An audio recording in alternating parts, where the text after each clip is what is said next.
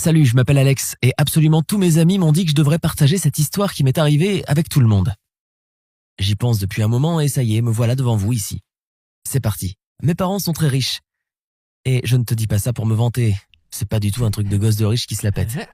Bien au contraire, je suis tout sauf riche. Ouais, tu as bien entendu. J'ai des parents qui sont richissimes mais moi, je suis plutôt pauvre. Je vis dans une petite maison d'invités avec peu de meubles, à côté du manoir de mes parents. Et je reçois un montant ridiculement petit comme argent de poche. Alors oui, je ne me sens pas riche du tout. Ok, je suppose que j'ai des choses à expliquer quand même. Mes parents se sont faits eux-mêmes. C'est ce qu'ils aiment dire, et en gros c'est vrai. Ils sont tous les deux partis du bas de l'échelle, et leurs familles ont toujours eu des difficultés économiques. Ils se sont rencontrés très jeunes, bien avant de faire leur fortune. Ils ont démarré une entreprise qui, au fil des ans, s'est transformée en deux sociétés différentes. Toutes deux assez grosses. On pourrait dire qu'ils ont eu deux mariages, le premier quand ils étaient jeunes et pauvres, et le deuxième dans un centre de villégiature ultra luxueux aux Bahamas quelques années plus tard. Je veux dire, j'ai juste vu la vidéo. J'avais 10 ans et je n'étais pas invité. C'est ici que nous arrivons à la partie importante. Je n'ai jamais fait partie de la famille, financièrement parlant. Mes parents ont toujours été persuadés que si j'étais exposé à l'argent en grandissant, je deviendrais gâté, paresseux, égoïste, arrogant, comme les gosses de riches qu'on voit dans n'importe quel film d'adolescent. Apparemment, à l'école, l'un et l'autre étaient allés en classe avec un gars qui était un crétin total et qui venait d'une famille friquée. Je ne connais pas les détails parce qu'ils n'ont jamais vraiment voulu m'en parler. Mais l'idée que l'argent gâche les enfants est restée dans leur esprit pendant des années.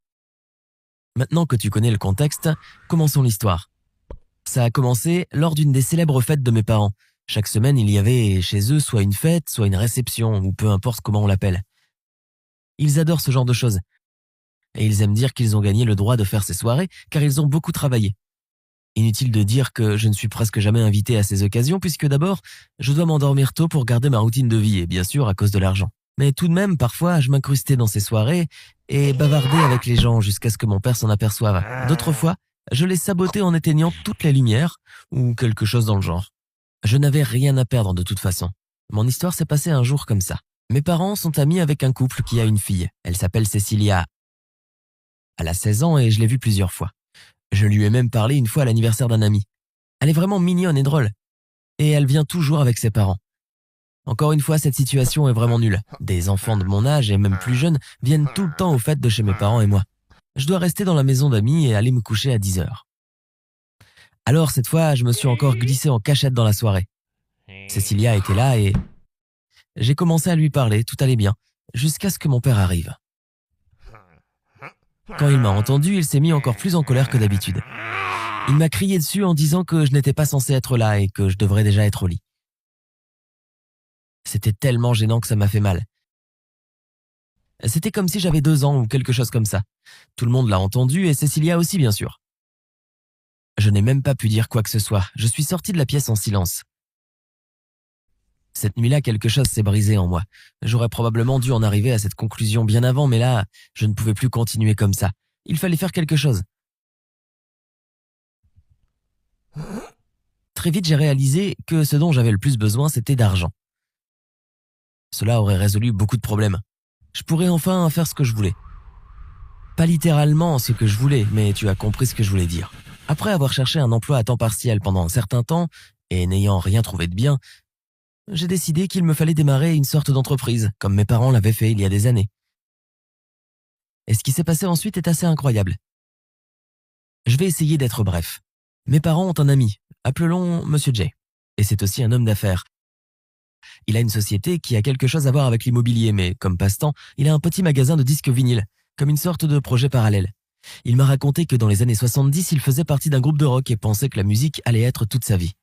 Mais les temps avaient changé et son groupe n'avait pas décollé, alors il avait dû abandonner l'idée d'avoir une carrière musicale. Ce magasin de disques était donc son lien avec le monde artistique qu'il avait quitté. J'ai donc eu cette idée. Je savais que pas mal de mes amis avaient envie de collectionner des disques vinyles, acheter des tourne-disques et tout cela. Je me suis dit que je pourrais négocier avec Monsieur J pour avoir certains de ces disques à crédit et les vendre à des gens que je connaissais. Il a accepté avec joie. Je lui ai demandé de ne rien dire à mes parents et il m'a compris puisque tous les amis de mes parents connaissaient leur méthode d'éducation. Avec le recul, je réalise que je n'avais littéralement aucune raison de commencer à vendre des disques vinyles, mais j'ai eu de la chance. Au début, mes amis et mes camarades de classe en ont acheté quelques-uns. Cela m'a rapporté un peu plus d'argent que ce que me donnaient mes parents normalement. Mais j'ai dû reverser la plus grande partie de mes revenus à Monsieur J pour les disques achetés. En revanche, j'ai commencé à avoir de nouveaux clients. Pas seulement des amis ou des gars de mon école, mais aussi des amis d'amis. Leurs parents, leurs oncles bizarres et leur grand-père hippie.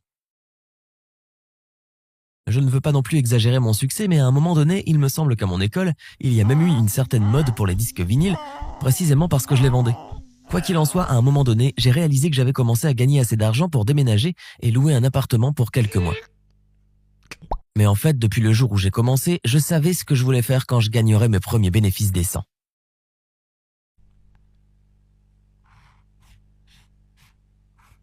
Je voulais organiser une fête, juste à l'intérieur de ma petite maison d'invités, à 60 mètres de la grande baraque de mes parents. Et la fête serait si grande, pompeuse et bruyante qu'elle attirerait certainement leur attention et puis… Eh bien, tu verras ce qui était censé se passer. Il m'a fallu un certain temps pour tout organiser, mais maintenant que j'avais de l'argent, tout n'était plus qu'une question de détails. La fête n'était pas seulement pour les adolescents, mais aussi pour les adultes, et tout le monde devait garder le secret. C'était censé être parfait, je veux dire, même si je n'avais pas été invité à la plupart des fêtes de mes parents, avec le temps, j'avais fini par apprendre quelque chose sur leur organisation. Je crois que j'ai invité une 50aine de personnes et la plupart sont venues. Les gens étaient à l'intérieur du pavillon, à l'extérieur aussi, et la fête se passait très bien. C'était époustouflant de voir tellement de gens chez moi. Des meilleurs amis de mes parents. Cecilia était là aussi, bien sûr. À Tom, mon ami d'enfance, qui m'avait demandé pendant toute la soirée de mettre son groupe préféré de black metal. J'ai une entrée séparée, donc mes parents n'ont même pas remarqué qu'il y avait une fête avant qu'elle ne commence. Et ça, bien sûr, faisait partie de mon plan. 15 minutes après avoir mis la musique très forte, ils sont venus voir ce qui se passait. Ils semblaient surpris, mais ils n'étaient pas fâchés. Habitués à organiser eux-mêmes des réceptions, ils avaient été impressionnés par ce que j'avais mis en place. Ils voulaient entrer et voir ce qui se passait à l'intérieur. Mais c'est là que la dernière partie de mon plan a commencé. Je les ai arrêtés à la porte et je leur ai dit que